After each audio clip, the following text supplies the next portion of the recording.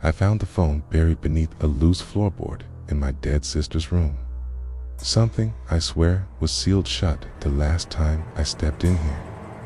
Dust clung to my skin like static as I pried it open. Pete the wood, wrapped in yellowed cloth that smelled like mold and copper, was her iPhone. The same pink case we buried with her. My hands trembled as I held it cold, sticky, like it had been submerged in something foul. It buzzed to life in my palm, fully charged. The screen flickered. A photo stared back at me, her face, pale and grinning, wearing the dress she died in. She stood at the foot of my bed. The time stopped, 3:07 a.m. Tomorrow, a sharp, metallic scent filled the room. My tongue tasted bile. I heard a whisper behind me, like wind through broken teeth. I turned nothing, but something was wrong with the walls. The paint warped, like skin bubbling under a fever. I blinked, and it was normal again. Maybe I was tired. Grief does strange things. That's what they told me when I said she spoke to me in dreams. But under the phone was a folded scrap of paper symbol I'd seen before in the old village church before it burned. A ward meant to keep things buried. In her diary, she called it the boundary. She wrote about dreams that weren't hers, of a shadow that bled from mirrors and fed on confessions. I laughed, nervously.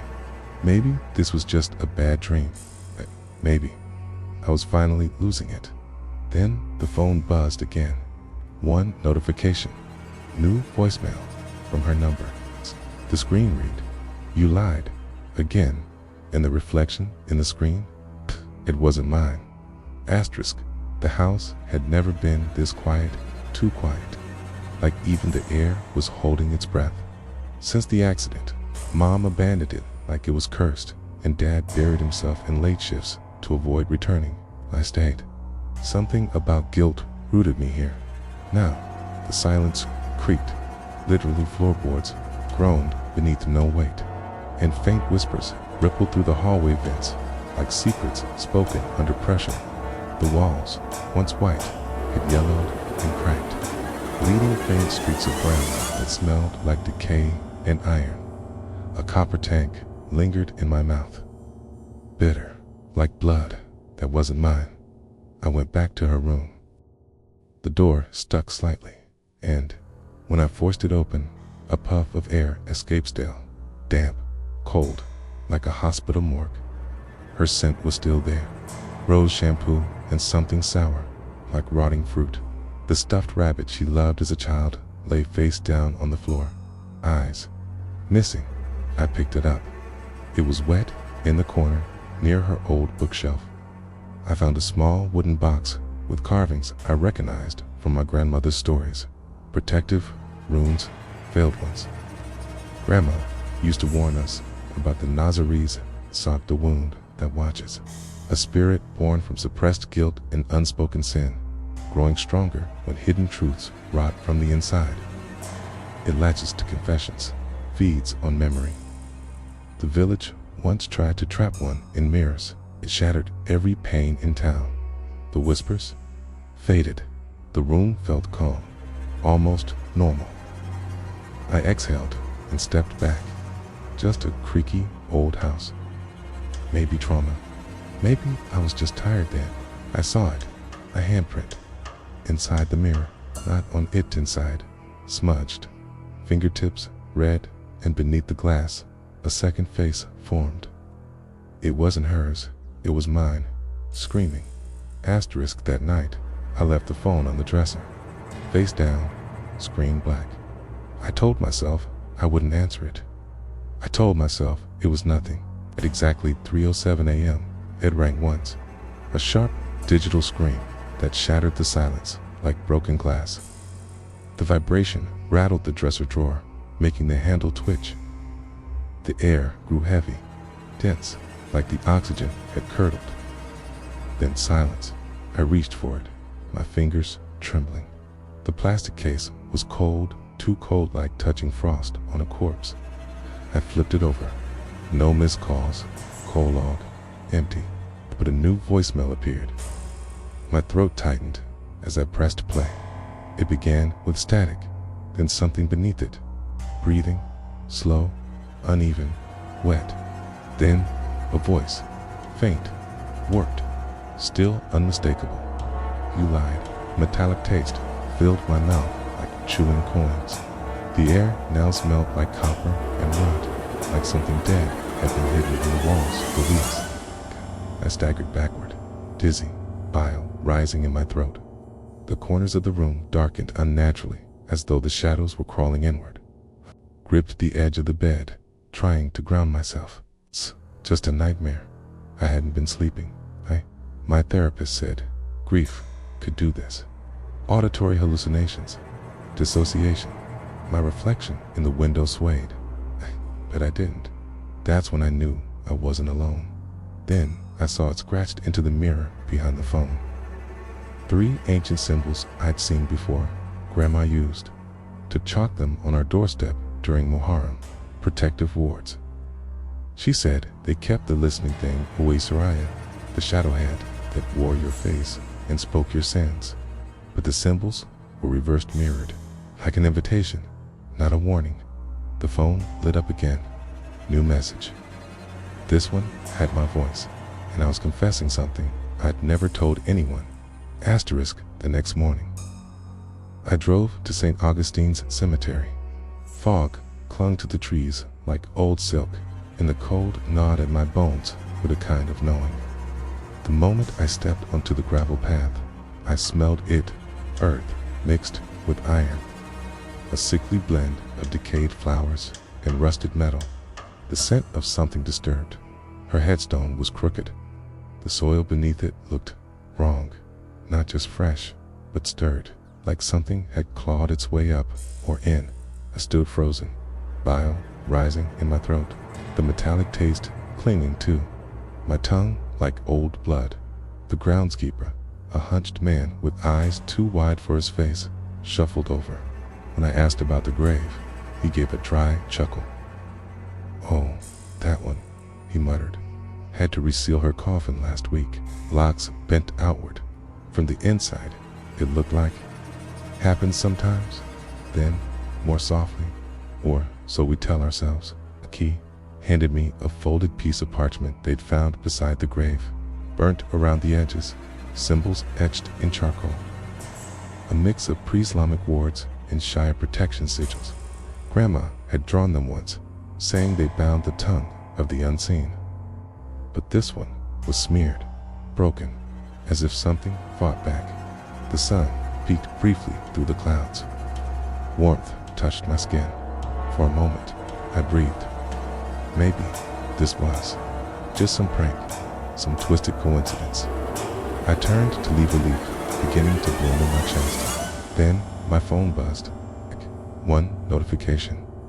I checked it, expecting some meaningless spam, but it was a photo taken seconds ago of me standing at her grave.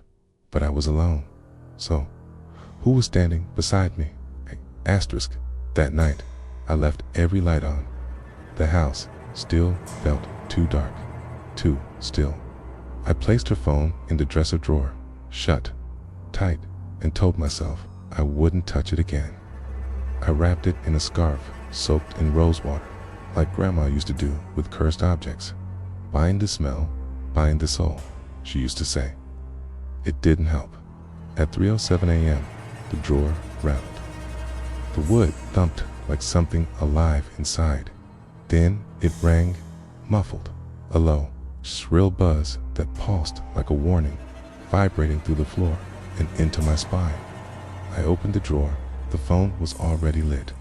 I didn't touch anything, but the screen answered itself. "Hello?" I whispered, static, hissing, then breathing, wet, dragging, as if lungs were filled with water. The voice came through, slow, warped. I'm not cold anymore. My skin turned to ice. My mouth filled with the sour taste of bile. "Who is this?" I choked out. Silence. Then laughter, high-pitched, like a child mocking me, but filled with rage. "You buried it with me. You thought I wouldn't remember, okay? The dresser drawer slammed shut on its own, nearly catching my fingers. Behind me, the mirror began to fog from the inside. Letters formed slowly, backwards. You kept the wrong part. I fell back, gasping, shaking. The walls around me groaned, seams splitting, paint peeled like shedding skin. A coppery mist oozed from the floor vents. The room stank of burnt sugar and meat. I ran to the sink, splashed cold water on my face, desperate to wake from this dot, and then I saw it. In the corner of the steamed-up mirror, my sister's reflection. She was smiling, but her mouth moved out of sync, and her eyes, they were mine. At dawn, I climbed into the attic, desperate to find something, anything that could explain what was happening. Dust swirled like ash in the sunlight, slicing through cracked wood slats. Every step on the wooden boards groaned beneath my weight, like something protesting my presence. The attic air was thick, damp, metallic, tinged with the stench of old rot and candle wax long burned out. My tongue tasted like rusted nails. I rummaged through boxes of her things, digging past childhood dolls and forgotten notebooks, until I found a sealed $10. Inside, beneath yellowed lace, was one of her old diaries burned along the edges. Pages curled like dried leaves. The ink on the last few pages had bled, but the words remained legible, desperate, rushed, almost carved into the paper. He said I had to keep the secret, she wrote. He's in the mirrors. He watches when I sleep, when I talk about you. Tucked between the final entries was a photograph of me, sleeping, but not in my room, not anywhere I recognized. Timestamp was 2 days after her funeral. My heart slammed against my ribs. I flipped the photo over. K on the back, written in smeared red marker. He told me your secret too. I fell to my knees, my vision blurred, my head pounded. I didn't remember this photo being taken. I didn't remember any of this. Suddenly, the attic light flickered. The wooden beams above me creaked, and something scratched from inside the walls, slow, deliberate, like fingernails on metal. I held my breath, straining to listen. Then, silence, a false calm. Okay, maybe I imagined it, until something dropped behind me with a wet thud. It was a mirror shard, and etched on its surface was one word: confess. Asterisk.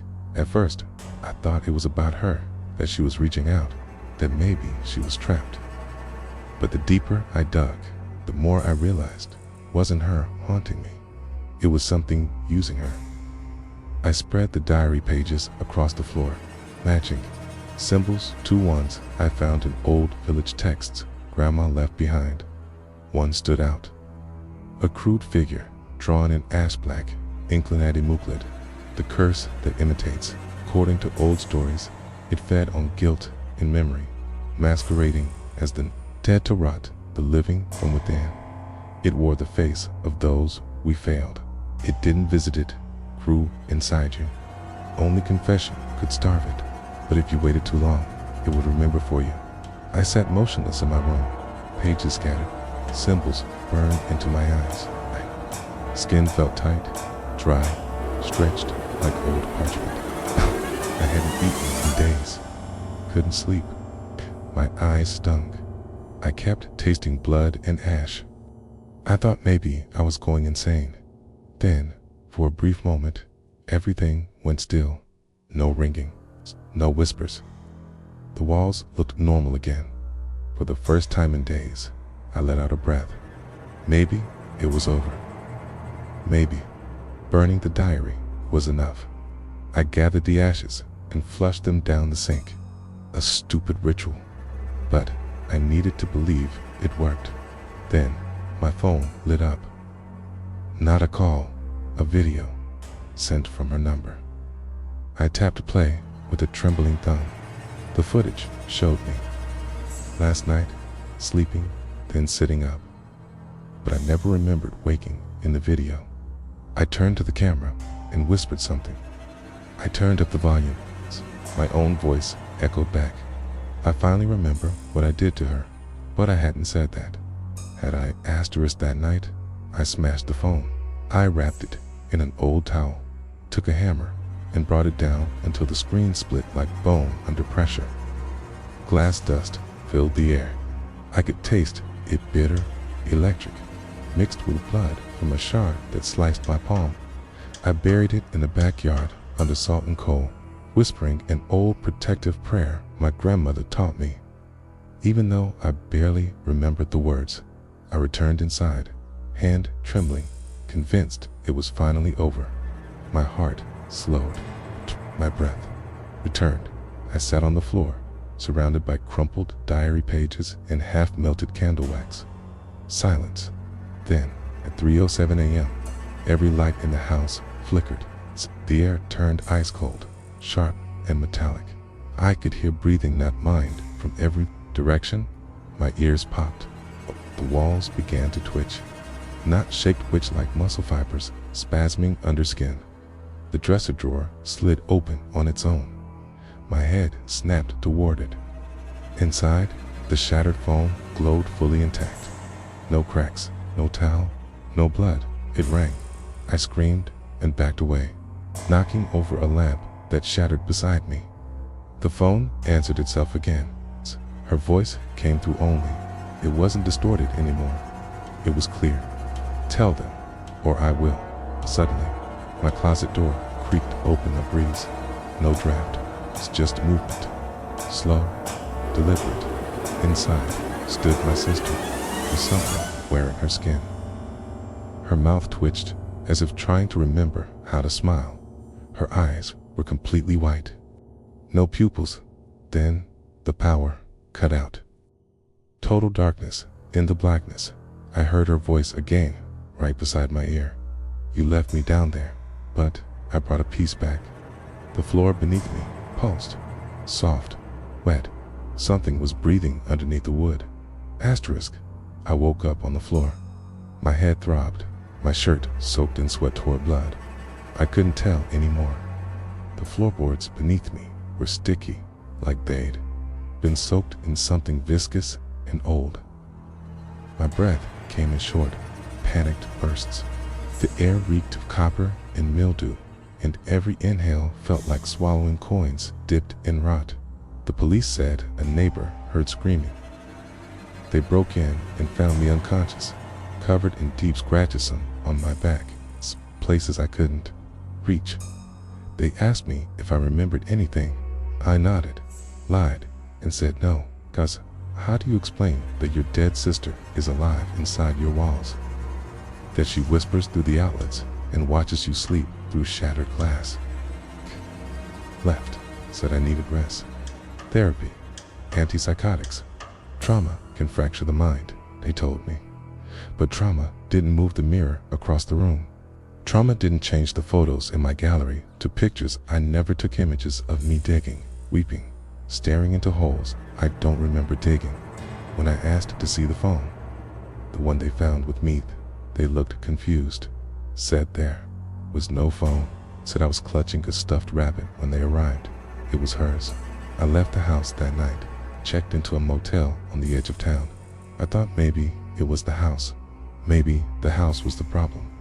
But at 3:07 a.m., the motel's landline rang. Didn't answer. Then the mirror above the dresser fogged from within, and the words formed again, backwards, but clearer this time. You confessed to the wrong thing. I turned slowly, saw movement under the bed, but the floor, it was concrete, so what was breathing underneath it? Asterisk. I don't remember blacking out, but I must have. When I opened my eyes again, I was in my childhood bedroom, though the colors were all wrong. The walls pulsed a sickly gray, dripping with something like black tar, and the air was heavy with the stench of rotting flowers and burnt hair. My limbs refused to move at first, like I was sunk into the mattress. Every breath felt like bile rising in my throat. On the nightstand, the phone blinked. One new voicemail. Timestamped 3:07 a.m. I pressed play. It was my voice. I did it. I buried her, but she came back different. It's not her anymore. Then silence, followed by a new voice. Not mine, not hers. The price isn't paid yet. Suddenly, the walls groaned, stretching outward like lungs inhaling. The ceiling cracked above me, revealing dozens of eyeless faces, mouths moving in slow unison. Whispers poured down like dead rain, unintelligible yet familiar. I screamed, but the sound died in my throat. Even my panic felt rehearsed, like I'd done this before. I scrambled out of bed. My legs worked again, but the floor felt soft, like old flesh squelching beneath mine. Every step. In the hallway, mirrors showed not my reflection, but my sisters watching me from different angles. Even when I turned away in the final room, I found a circle of photographs taped to the wall, my face aging through the years, ending with one I had never taken, me standing in a grave, its eyes hollow, mouth sewn shut. Behind me, the door slammed shut on its own. Now I hear scratching from inside the walls, inside my head, and tonight the clock blinks 3:06. Something's waiting again, and this time it knows I won't run.